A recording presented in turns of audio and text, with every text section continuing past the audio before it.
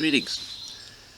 My name is Jonica Stagnaro, and today is 9/11, and I'm sitting here in Carmel Valley in my home, far away from New York, where there's a lot of planned celebrations or memorials for this tragic day that happened 20 years ago. But I'm going to talk about this day from an esoteric perspective using the tarot, which I've been using for quite a long time. Excuse my camera. And when this happened 20 years ago, my first thought was, oh my gosh, we're having a tower experience. Literally, a tower experience. If you know the tarot, there is a card that is a very challenging card. If you get this in your reading, you will be experiencing upheaval, great change, like the rug being pulled out from under you. It is not a pleasant card at all. In astrological terms, this is the card of Mars, of war. War can be a positive thing when it's used for destroying the old guard. Our revolution, American Revolution, was a war destroying what was binding us, what was imprisoning us. So war can have a positive effect. Usually not. It's very hard to find a bellum justum. But in our own lives, we have lots of wars. We have wars within ourselves. We have wars with other people. But the greatest war, as in the Bhagavad Gita talks about, is the greatest war is inside. Well, outside, what happened 9/11, 20 years ago, was that the United States was attacked by terrorists, and the institutions of the World Trade Center, what was our financial system, a symbol of our financial system, came crashing down. Why did this happen? So you can find all political reasoning for why this happened, and spirit and religious reasoning. But I'm going to look at it from the tarot perspective. In the tarot cards, there are 22 major cards, or trump cards, not to be mistaken for the president, ex-president. And they represent what this being, who represents you and me and all beings, a fool, is going through in its evolution in time. The fool is a zero. The fool is a nobody. And the higher octave, or the higher vibration of the fool, is that the fool knows its spiritual being. It has no fear in this temporal realm. It comes down and has this white rose of innocence. It has very few needs in these little bags. It's looking up to the heavens, and the fool is walking through the land. It may even walk over a cliff. It has no fear. But it's going to go through all these 21 arenas, 21 doorways to help it evolve, to grow, to experience, have spirit experience through the soul, through this being, this nobody. Okay? And as it moves through the various places, it'll eventually get to the upper part of the tarot, the last 7 in the realm. And it has to pass through this card, the devil. Not a pleasant card.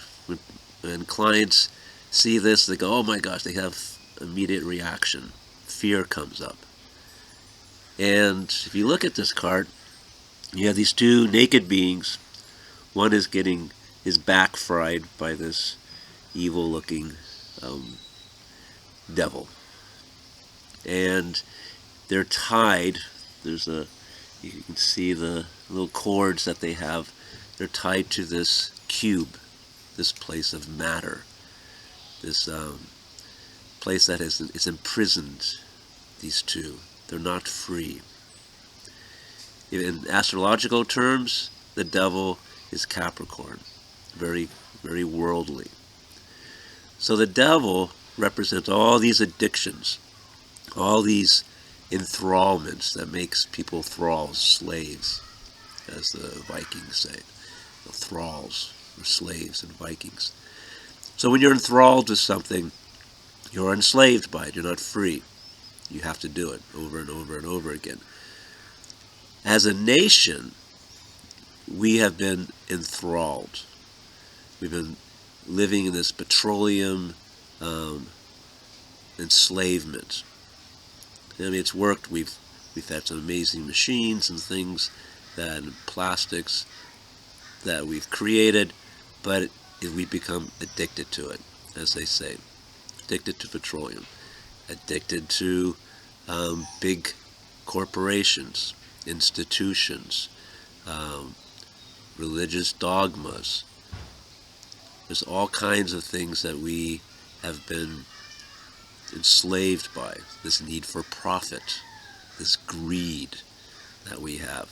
And this card shows us what we need to look at, what has enslaved us. If we don't want to look at it, if we don't want to change, then something happens.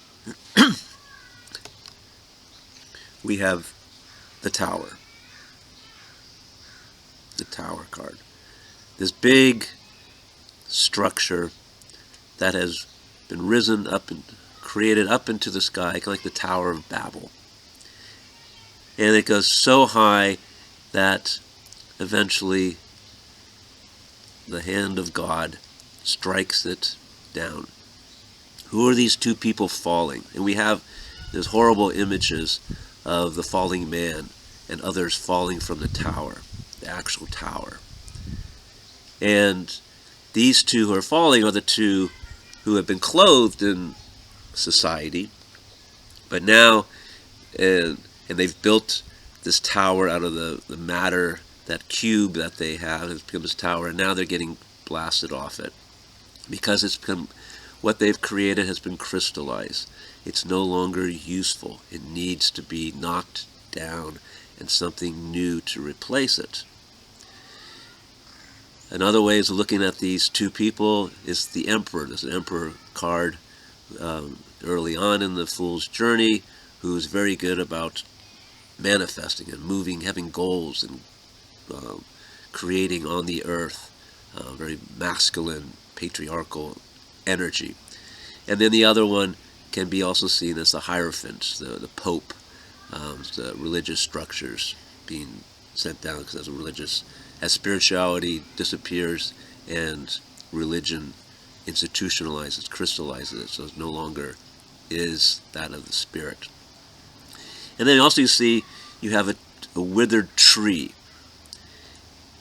And so that is nature. And this way of we've been living has so separated us from nature, has destroyed so much of our world, that the universe is saying, this is no longer working. You have to break it down. If you don't do it proactively, you're going to do it reactively. It's going to happen. You have no choice. It is going to happen. And so these two are blasted off by the lightning. And coincidentally, a decade ago, we'd have 15,000 strikes of lightning a year. We are now at, I think it's 150,000 strikes of lightning hitting the earth this past year. So it's a lot of lightning. It's a lot of wake-up call. So these two get knocked down. One of the beautiful things that happened in 9/11 was that when the buildings came down, this gray dust covered everybody.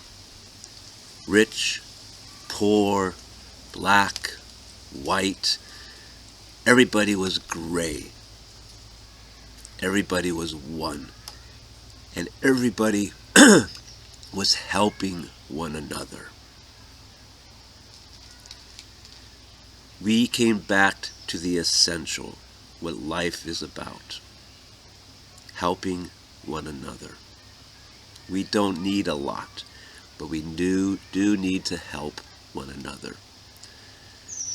Indigenous cultures know this. Creating mass wealth is an insanity. It's a sickness.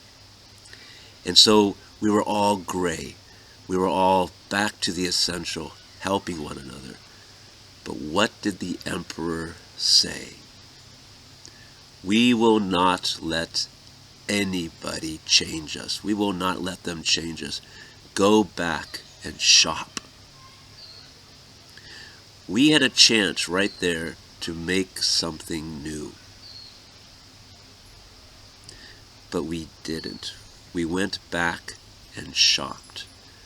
And the sickness still prevailed. We are now again going through a longer tower. We're going through a pandemic. We're going through environmental degradation happening so quickly, so many earth changes happening, that we are going through this tower again. Because we didn't do it before.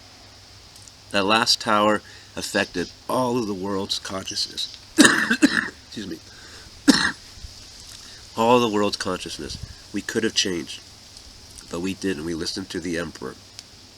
And we chose the bad people to go after in the military way instead of through consciousness. So now we have a pandemic. We have environmental degradation. We have social unrest. There's so much stress that is going through everybody.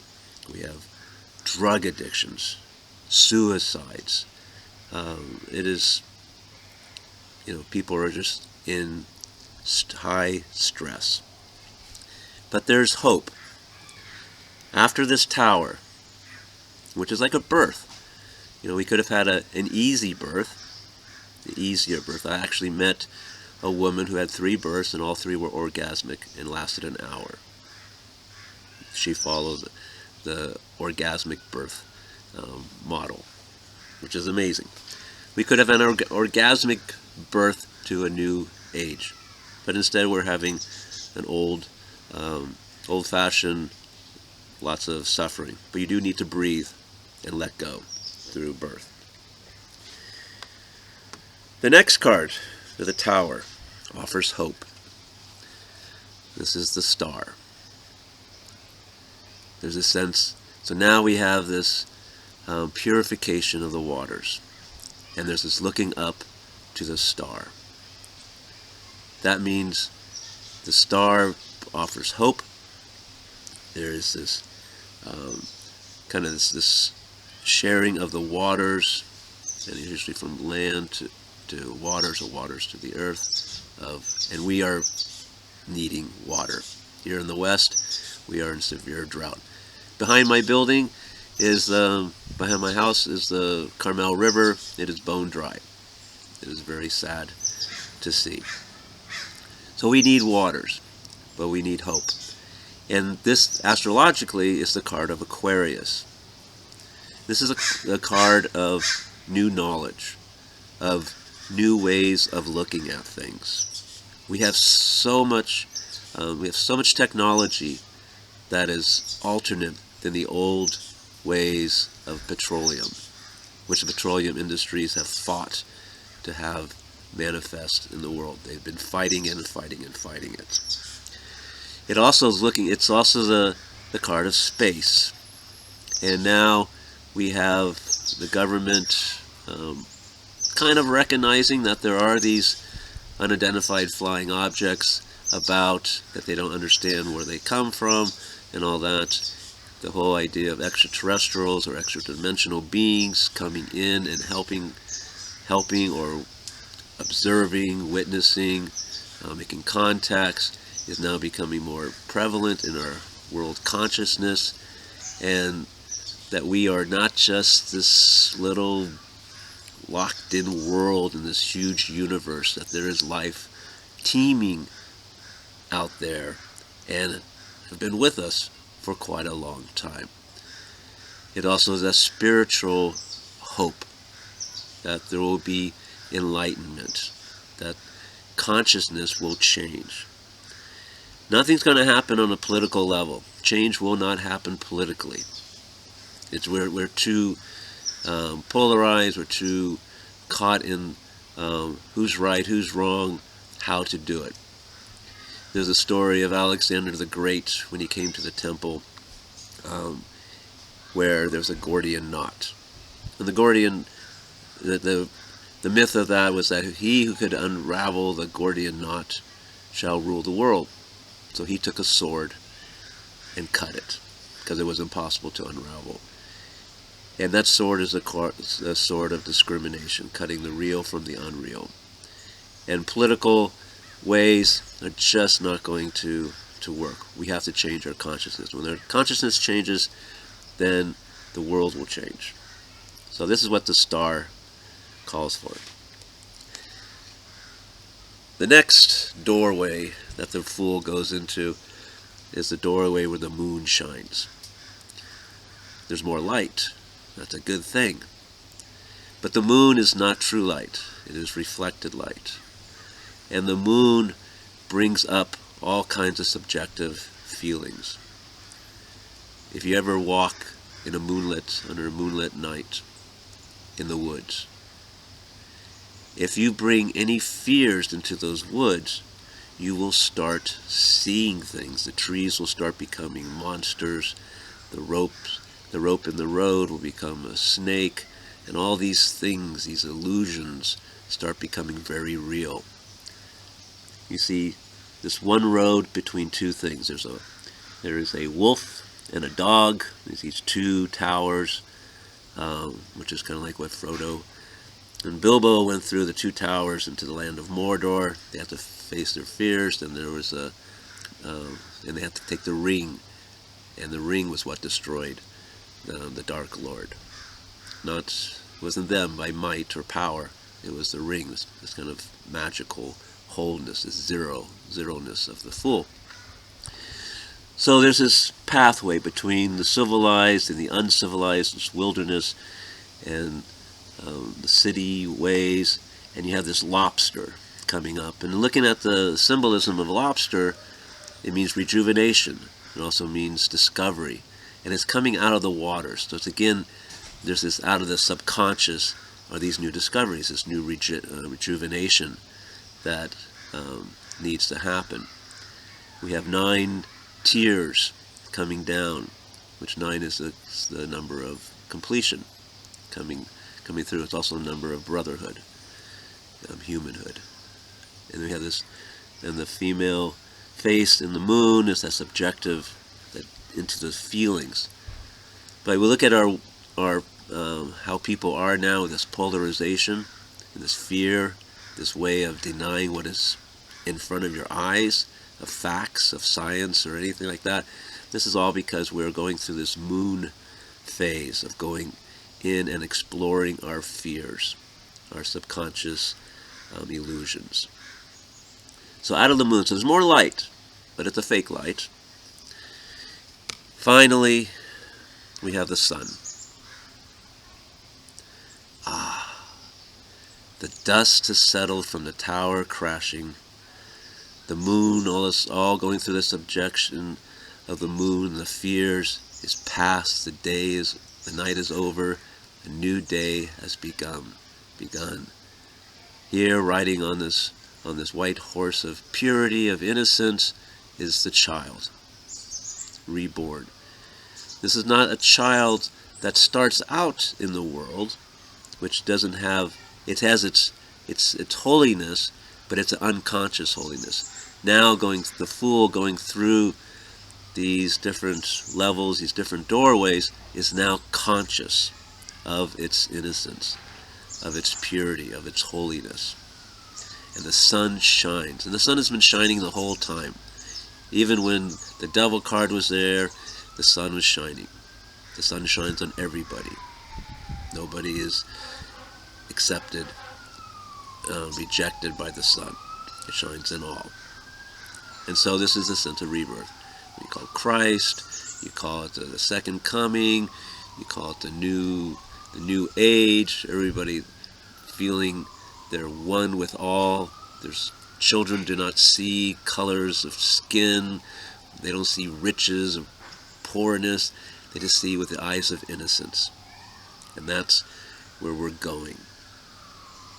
That is what we need to envision, to have that future pull us forward. When we go through the sun, the next card